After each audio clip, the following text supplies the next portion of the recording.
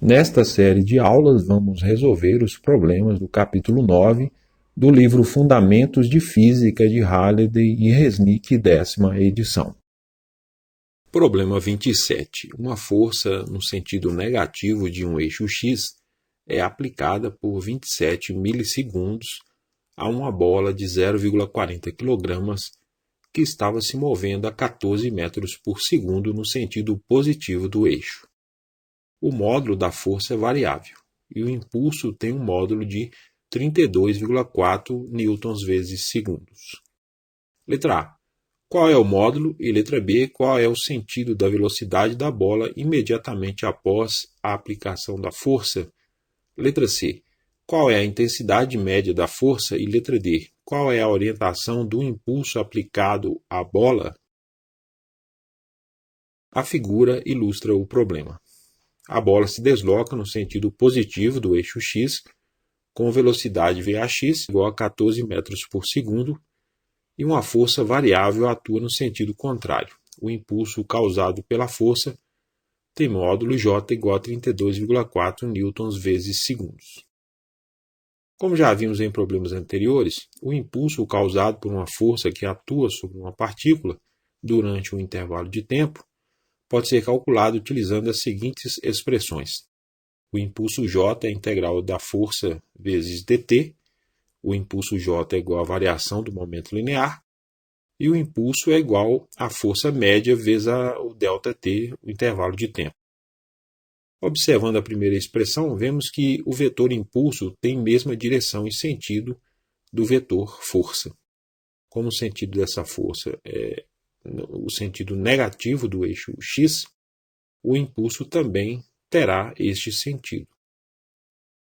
Como o problema diz que a força é variável e não sabemos como essa força varia, vamos utilizar a equação que relaciona o impulso com a variação do momento linear.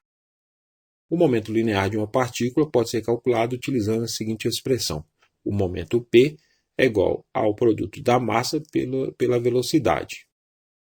O momento linear e o impulso são grandezas vetoriais, mas como a bola se movimenta apenas sobre o eixo x e a força aplicada também age nessa direção, podemos tratá-los como se fossem grandezas escalares. Então, o impulso J vai ser ΔP, a variação do momento linear. Então, J vai ser mvbx, que é o momento final, menos mvax, o momento inicial.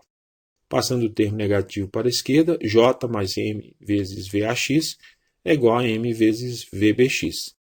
Resolvendo para Vbx, o Vbx vai ser J mais MVax sobre M. Então é menos 32,4, que é o valor do impulso.